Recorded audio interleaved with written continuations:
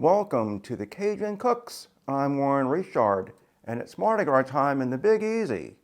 And that means it's time to make chicken and andouille sausage gumbo for a party.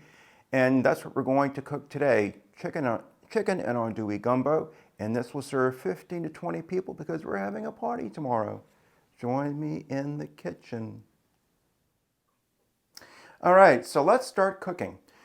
So I'm cooking chicken and andouille gumbo for a party. So this is going to be a project. And gumbo takes a long time because the biggest chore is to make a roux. Once you're done with the roux, then you're simmering for the rest of the day. But this is a little more time consuming than the jambalaya that I demonstrated a week ago.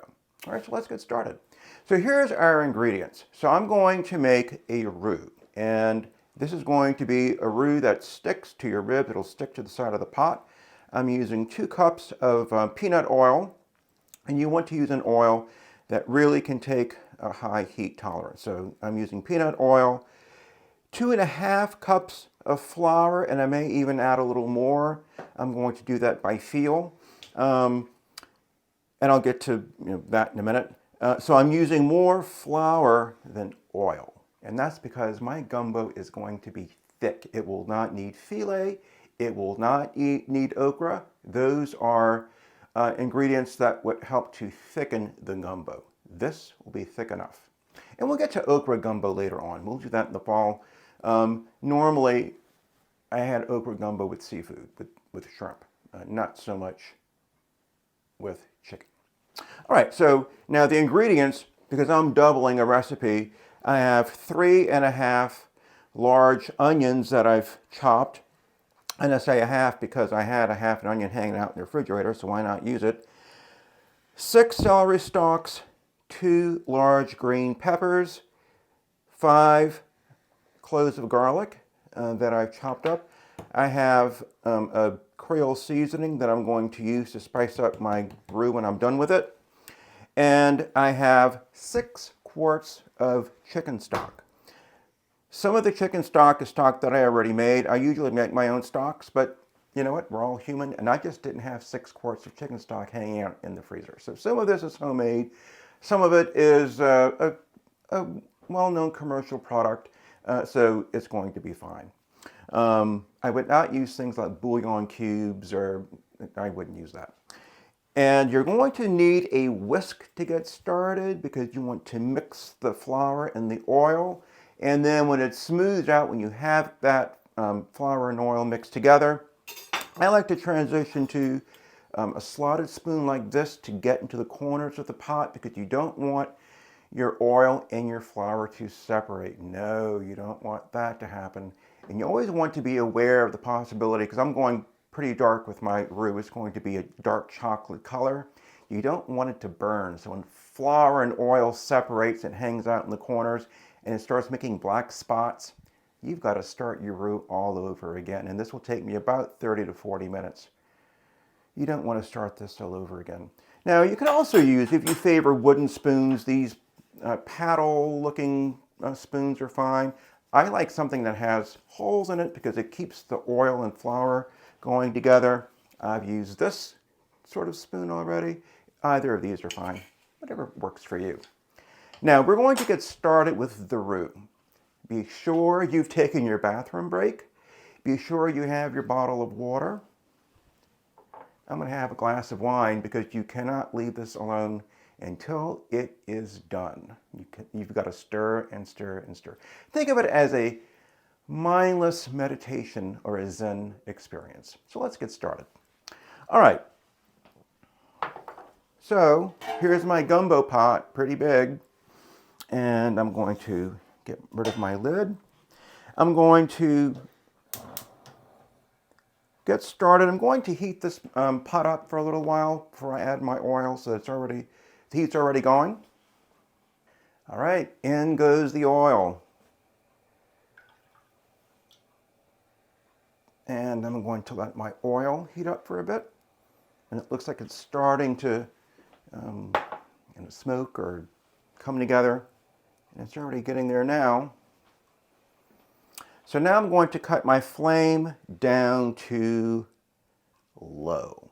And well, we'll get into this, into what you want to do with your flame. This is never going to be on high, right? Because like I said, once you burn the roux, you've got to start this all over. So notice how I'm whisking this around. I started with 1 cup of flour. Really want to get in those corners.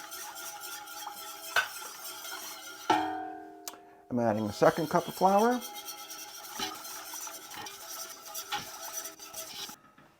And a 1/2 cup.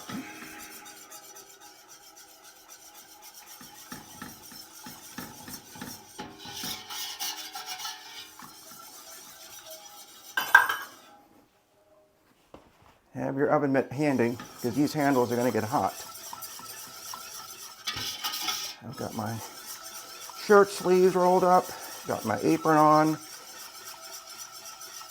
It will get hot, and you might even get splattered when you add in your ingredients.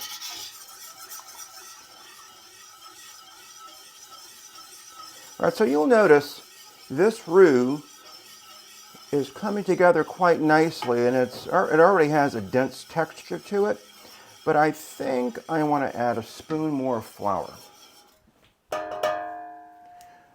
And I'm doing this by feel, because I've been doing this for a long time. All right, I like this. So that's what I'm looking for.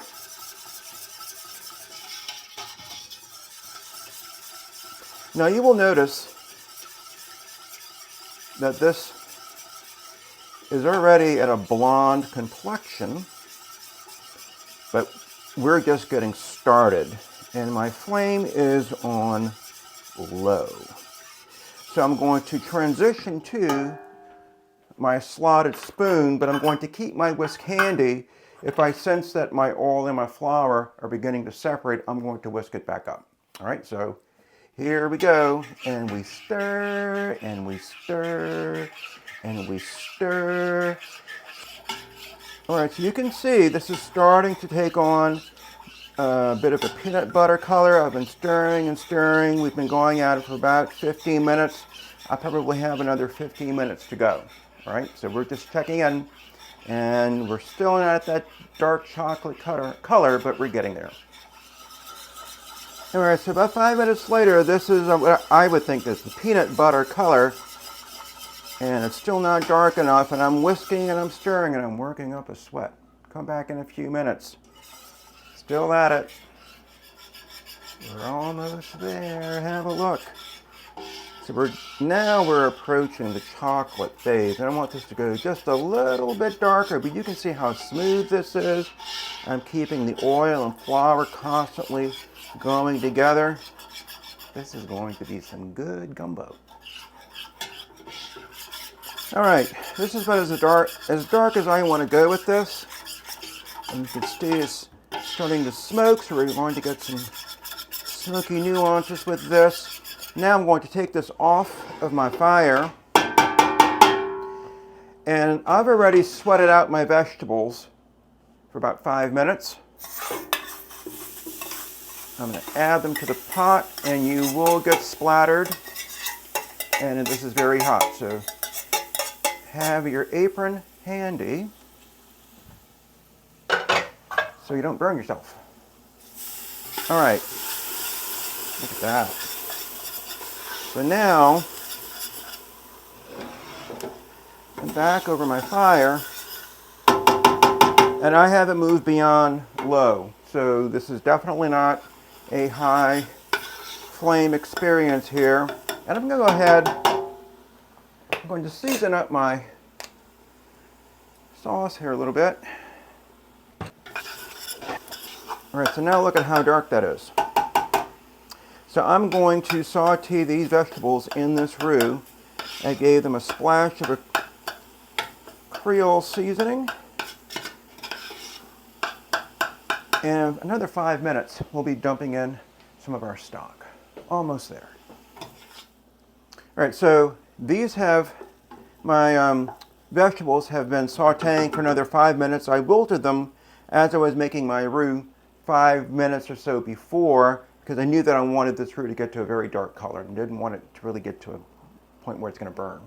I'm going to go ahead and infuse some chicken flavor into the roux, and I'm going to add a little bit of stock.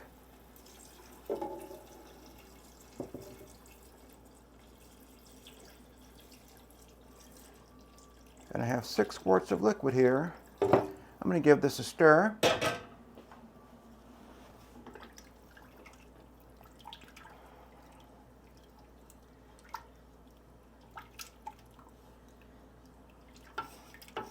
And scrape the sides of the pot here. Get that down in there.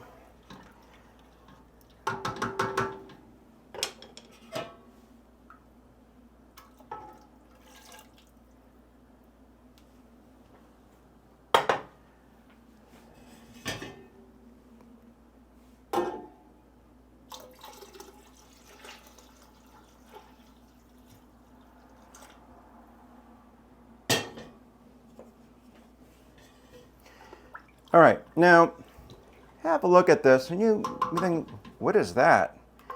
It looks awful, it's all disjointed. That's because we have to boil this through, boil this until it all comes together. So I'm going to transition to my super duper power burner here.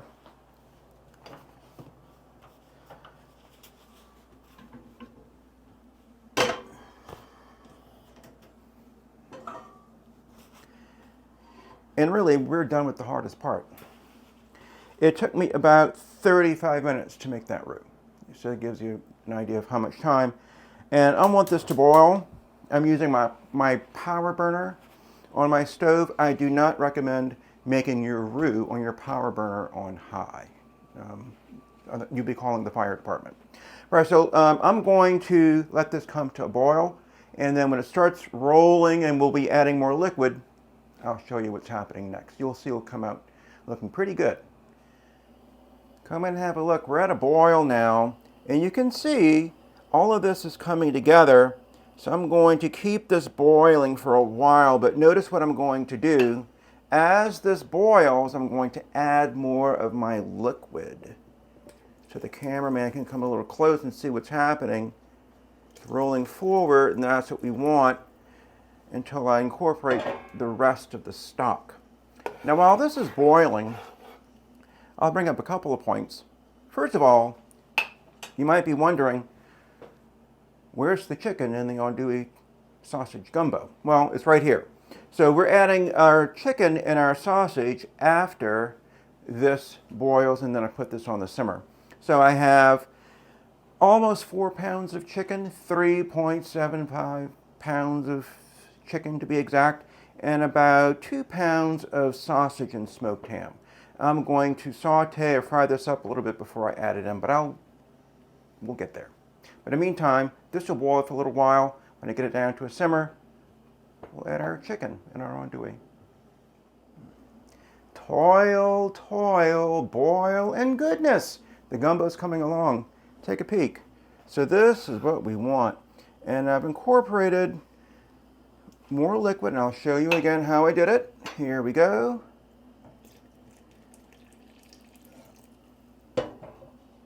Now another time-saving hack that I wanted to mention, or maybe this is your first time making gumbo and you're nervous about getting that roux to that dark point because it's your first time. If you haven't burnt a roux, you haven't tried.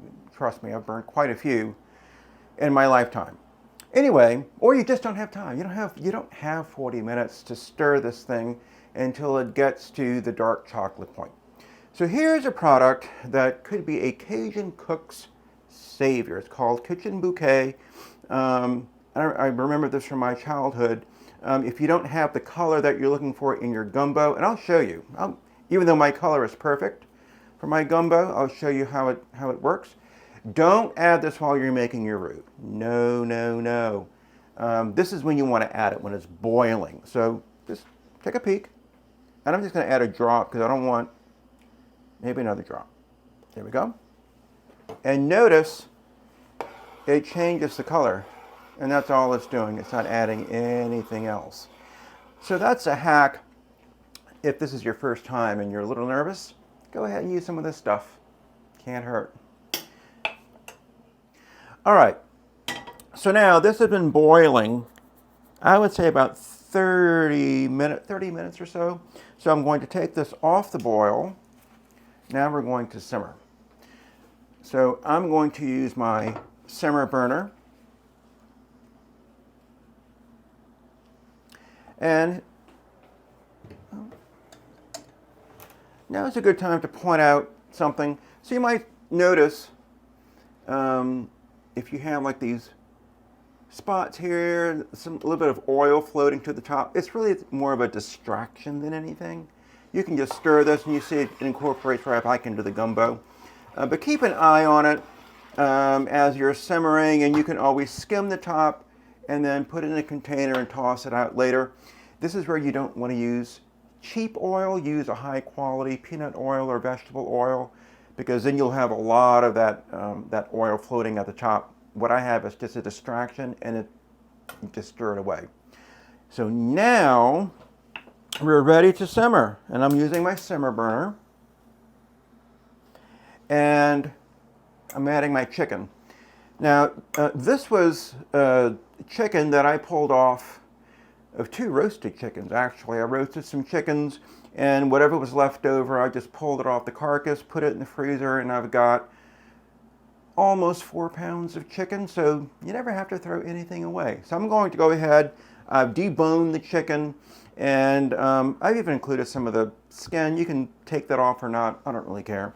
You can even leave the bones on, but if you're having guests, you may not want to have them biting into bones. No one wants to call 911 during a Mardi Gras party. All right, so here goes my chicken. And we're ready to simmer. So I'm an hour and a half into this. All right, so we've got our chicken in there. And I fried up my andouille sausage and my smoked ham to release the seasonings and the smoke from that. I'm going to go ahead and toss that in there. And we are ready to simmer. And you can see what I was talking about, that a little bit of oil being a distraction. It's not even there anymore. So don't worry about it. Now, what about seasonings? Well, my chicken, that's already been seasoned. When I roasted the chicken, I already seasoned it. And of course, the andouille sausage already has seasoning, and I seasoned my roux. I'm going to let this simmer about 20 minutes or so, and then I'm going to check and see how much spice I need to add. I'm serving this at a party. I like hot food. Cajun food isn't necessarily hot. So I'm going to gauge the seasonings that I need to make after this has simmered all together for a while. So let's check back then. All right, we've been simmering for about 25 minutes, and I'm going to give this a taste. Let's grab some chicken and sausage here too.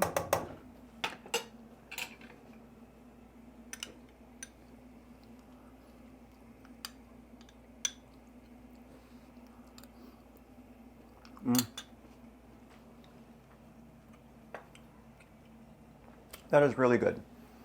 It does need some spices, so I'm going to go ahead and add some sea salt.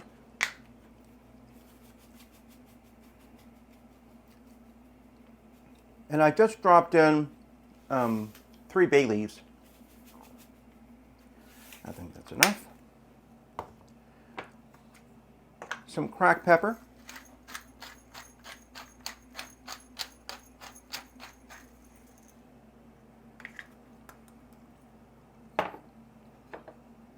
Tablespoon of Worcestershire.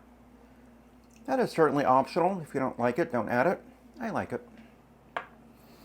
And then let's go into the spices here, and I will be a little scientific to show you what I'm talking about when you're serving a party and you don't know who likes really spicy food or not. I'm going to go with 1/4 of a teaspoon of cayenne pepper. This is fresh stuff. It's not from the supermarket, so I think that's going to be enough.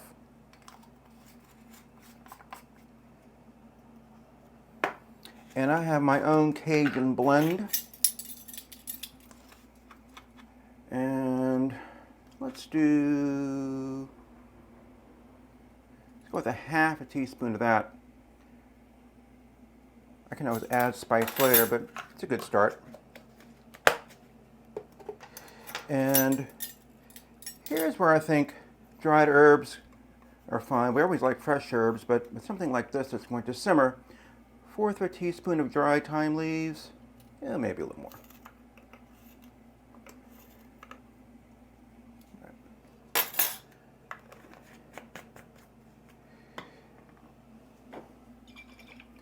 Let's go with 1, 2, 3, 4, 5, 6, 7 splashes of hot sauce, and then some green onions and some parsley.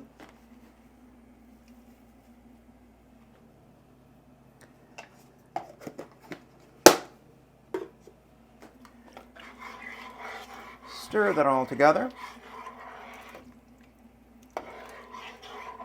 And we're about 2 hours into this process, and I think in about another half an hour, I'll be eating some chicken and andouille gumbo. Now, while this is simmering a little more, I've put on a pot of rice. You want to serve this with rice. I like basmati rice. Long grain rice is fine, as long as you have some rice. All right, so see you soon. All right, so I checked my seasonings again. It needed a little more salt and another pinch or two of my Cajun seasonings, but the rest is fine. So now it's time to serve it up, and we're about 2.5 hours into this. So the patience does pay off. So how do you serve this? And of course I'll be serving this at a party. So a ladle of gumbo. Folks take what they want. And of course you need some rice. And I like a little bit of rice. I don't like a lot of rice. There we go. Now for a party of 15 to 20, I will cook about 4 cups of rice. I don't like a lot of rice, some folks do. Can't go wrong with 4 cups. I think you'll be fine. So let's find out what local wines we're going to serve with this gumbo. All right, so now we are ready to eat. And I'm serving this at a party, and I'm using what looks like a coffee cup. My parents gave me these years ago. And this, because you're dealing with a hot dish, the paper bowls, you're trying to manage that with a wine glass or a beer bottle, it's going to be hot. So this solves that problem. And my sister gave me bowls that look like this. So anything that you can hold with one hand, you put your spoon in the bowl, you can hold your beverage in the other hand, and you're not fooling with something that's hot. Now, as you can see, I have quite a collection of hot sauces. So I will, and this is just the beginning, from level 1 to level 5. So this is seasoned just enough so that it won't burn anyone's palate. But if anyone wants to add some heat to the gumbo, I've got some options. Let's talk about wine, because we're all about Virginia wine. And let's go to Bro Vineyards, because Jim Bro has connections to Louisiana. And I like this one. This is Jennifer's Jambalaya. This has a little bit of residual sugar. I wouldn't say that it's sweet, but it does have a lot of fruity characteristics. Vidal Blanc, Viognier, some Chardonnay. This is my favorite pairing with Cajun food and gumbo in particular. There's another offering from Bro, and they really celebrate Mardi Gras at Bro Vineyards. Rosé, you can never go wrong with rosé, with anything really. It's versatile for those who would prefer red wine, but you know, you're having a soup or something a little spicy. Rosé, from Bro Vineyards. This one's quite nice as well. Now, we recently did a tasting at Linden, and their wabi-sabi, this is their 2020. This is very interesting, a blend of Vidal Viognier and Petit Manseng. And it has a lot of fruit characteristics, very fruity up front. This goes very well with spicy food, I would think. Might want to give this one a try too with some chicken and andouille gumbo. Or if you're having a party, open all three, let folks pour their hot sauce, glass of wine. You can manage with your gumbo here with a cup like this. You're good to go. So, laissez les bon temps rouler. Happy Mardi Gras from the Cajun Cooks. Cheers.